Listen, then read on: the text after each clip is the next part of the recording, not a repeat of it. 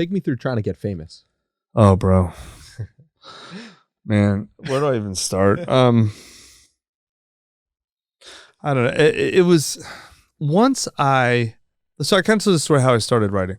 Once I got some attention from writing, I was like, oh, this is kind of cool. You know, people love me and think I'm amazing. And all I did was publish this email I wrote my friends. Like, I was trying to make my friends laugh, which is more than enough for me. But like, now these people I don't know think I'm awesome. And then girls started showing up, right? And I'm like, hold on, this girl doesn't know me. She's just showing up to fuck me because of what I wrote. Well, this is amazing. Because, dude, I'm telling you, bro, when you get famous, even a little bit famous, right? Everything changes for you as a guy. Because here's the thing. Like, when you're a woman, even if you're like a 5 or a 6, like a fairly mediocre looking woman, even a 3 or a 4 in certain situations, even slightly unattractive women have always been in situations in their life where they're the hottest girl in the room, right? And they get a ton of attention and every dude wants to sleep with them and the other girls are all kind of like angling or whatever. Like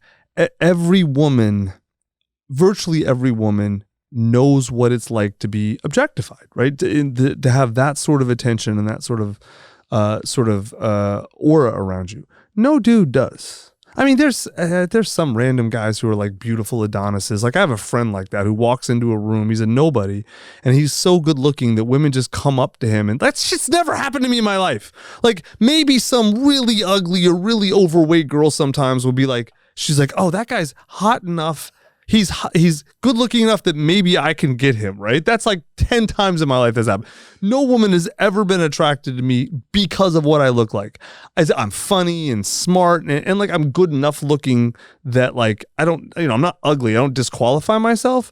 But dudes are there's 3 categories of dudes. There's a small percentage of dudes who are really hideously ugly. And there's a even smaller percentage of dudes who are just gorgeous. And the rest of us, 80% are in the middle. That's us. Right. And it kind of doesn't matter, bro. If you could be on the ugly side of the middle or the attractive side of the middle, but if you're in the middle, then you're basically judged by what you do and who you are and how you show up, not what you look like, right? Yes. And so, either you're the Elephant Man or you're Brad Pitt or you're just a dude. No one cares, right? Yes. Okay. So, once you become famous as a guy, then you basically are like Brad Pitt or like a hot girl. And so women now want to have sex with you without knowing you at all, right? But every woman understands what that's like. No dude understands, because I don't care how good your game is as a guy. You've got to go out and spit it. And bro, I had really good game when I started writing. Like I was good with, I was hooking up with, 1 or 2 girls a week. And this is long before online dating and like you had to go to bars and meet women, right? Like it was hard and I was good at that. And still like I had to work at it.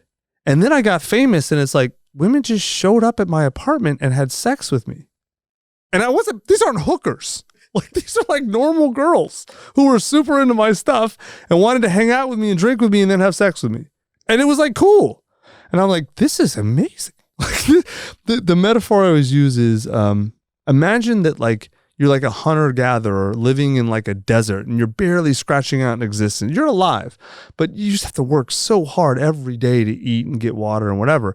And then all of a sudden you move into a Vegas buffet and you live at the buffet.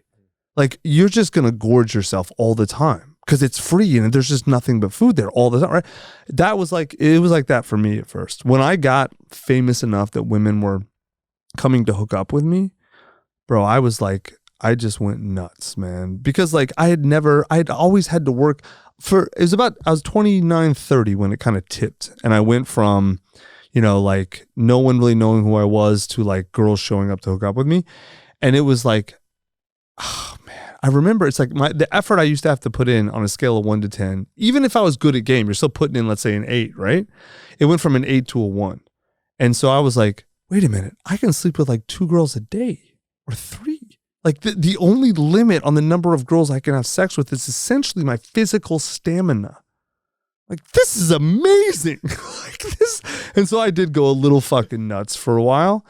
Eventually it was just like, okay, like that's a not like, I mean, I kept hooking up with girls, but it was like, I got a little pickier and I, like for a while, I'm like, as long as she's not hideously ugly and she's on board, I'm on board too. How did that whole thing stunt your emotional development?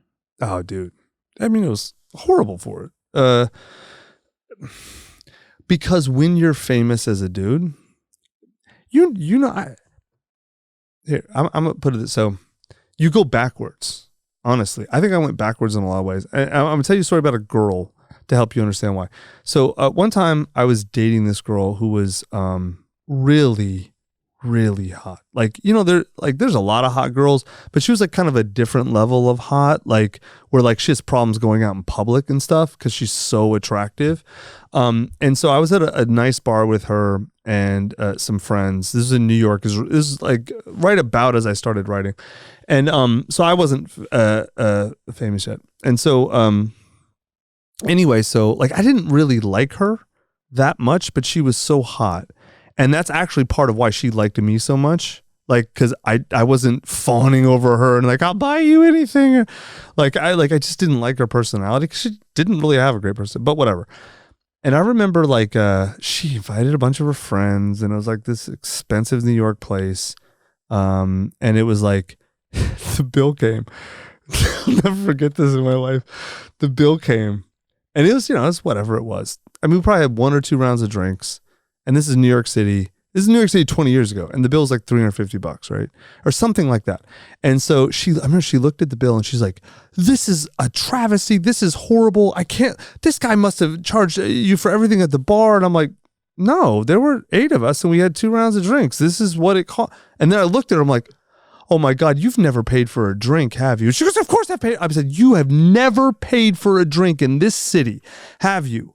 And she got all stuttery and like, bro, she had never paid a bar tab in her fucking life. She had no idea what things cost. Now, I tell you that story because like everyone thinks hot girls must have it so easy. In certain ways, they really do. But the problem is that there's certain struggles or pieces of the world they never see. Like, if you're a super hot girl, you never have to pay a bill in your entire life if you don't want to. And I'm not even talking about you go be a whore. You can just there is a way to be so attractive and organize your life that you really basically never pay for anything.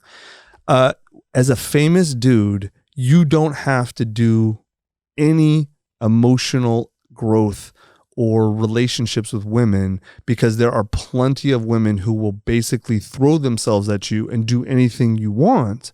And so it's like you have no constraints or limits in your life, right? Because, bro, I can't tell you how many times I'd be out at something, event or whatever, and there'd be like 30 girls there that like wanted to hook up with me. And so like if I want a threesome and some girl's like, well, I just want it to be you and me. I'm like, okay, cool. You're not coming home with me tonight. And so it's not, I wouldn't make her. It's so funny when the whole Me Too movement came up, everyone's like, oh, they're going to come after you. I'm like, I guarantee you no one does because I was the opposite of Me Too. I had no power over any of these girls. I just fucked all the ones who wanted to fuck me with the constraints I was okay with. So it's like, if I wanted 3 that night, I've picked the 3 that were cool with having a foursome or whatever the fuck, right? Or whatever the thing. And so like, listen, that's fun and that's like cool. And like in a hedonistic way, it's awesome. But you don't have to grow or develop or face any constraint or anything about yourself. Because if some girl like wanted a relationship with me, even if I wanted a relationship with her, like a relationship means a lot. You grow together. You have to kind of face parts of yourself, self-awareness. There's all these things that like, if there's 30 girls standing outside my apartment waiting to take her place, why do I have to take any shit from her or deal with anything I don't want to around her, even if it's all my stuff? Because I can just blame her and go to the next girl, which I did for a decade. Do you think that you have to go through that phase to renounce it? No, I did. Yeah. I don't think every dude does. Yeah. I know guys who, a buddy of mine's a Mormon, and bless his heart, there's like a Mormon spring break thing or whatever, and he like went to a Mormon spring break thing and like, I don't know, he had a couple, like, I'm exaggerating because I don't know the whole story, but like one night he drank a bunch of alcohol-free beers and flirted with 3 girls, and that was his crazy face. Like, Wow. dude, I mean, he was like got married in 20 or something. Like he's like whatever, and like, but he in his mind and for him, that was his. He literally had like 3 nights in a row of that, and that was all he needed. And it was like, okay, cool. So, which is, I'm not judging that, or I'm saying like he's married with 6 kids now. He's super happy. So I'm not saying every dude has to do what I did, but we all have to go through, I think, the same overall phases, but how they look in each person can be radically different. And some people can essentially skip certain phases, like, I mean, shit, I know a ton of dudes in the military. I have a lot of friends who are either current or former military. A lot of those dudes needed to go to war, like actual war, and they need to kill people, and they need to risk being killed. I didn't have to go through that, Like, I go do MMA, which is like, none of us are dying in there. It's kind of close, right? It's not the same thing. I'm not like, that's an insult to dudes who've served to call it, well, I've been to war too. Someone punched me. Fuck it. Shut up. Right? That's nonsense. But like, that's more than enough for me to scratch that itch, right? That martial itch. Some guys had to get in it, Is it the depth of the void that you were given equivalent to the amount that you were trying to fill with women or fame? That's a good question. So, I had really, really crappy parents, right? And they were crappy in a very specific way. Like, no one beat me. My parents didn't beat me. My parents didn't sexually abuse me. My parents didn't, starve me. There was none of that horrific physical abuse, right? What there was, though, was an immense amount of neglect and emotional abandonment. Not literal physical abandonment, but although there was some of that, but I was never objectively unsafe, but I felt very abandoned and unsafe and neglected, right, as a kid. And so, so that creates a hole, right? All that trauma, all that trauma is what it is. It creates a hole, and there was no one around to help me deal with it at the time, obviously, because they were causing it, right? My parents, my primary caregivers were causing it. So like, that hole has to be either I've got to turn and face my darkness, or I've got to do something to chase away those emotions, right? Those are the only, and I mean in the broadest sense. If you have emotional issues, either you face them or you avoid them, right? And so I was in no place, not either a mental state, not resource-wise, not friend-wise. I was in no state to face any of those. I didn't even realize I had them at that time, right? Really. But then at the same time, like, so what you avoid them, right? And you can, that's all drug addiction is avoiding, like, you can go down any addiction is a coping mechanism for trauma. Right? Like, there's a lot of people who've written about this and talked about this. One of the more famous ones right now is Gabor Mate. Everyone kind of knows who Gabor really nails this in a way that almost no one else had before him. Really explains it in a great way. But, what he says is addiction is not the problem. Addiction is the solution to the problem. He's right. What he's saying is that the addict has found the addiction to help them. It's useful for them to chase away the emotions they don't want to feel, they're not ready to feel, right? So, and bro, you like, only every single successful entrepreneur I know has at least part of why they've been so driven to success is for this reason, right? So it's like, addiction doesn't have to be like heroin. You can be addicted to money. You can be addicted to success. You could be addicted to the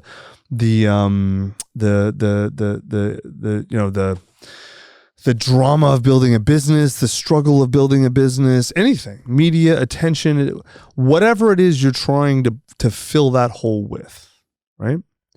And so I definitely used both the attention from writing, female and male, to try and fill that hole. And for a while it worked.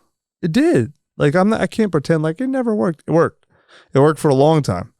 But it doesn't actually fill the hole because it's a bottomless hole. So you can't fill it. It's sort of like, like a jug with a hole in the bottom. You can put enough water. If you're putting the water in faster than it's leaking out, it's going to fill the jug for a while, right?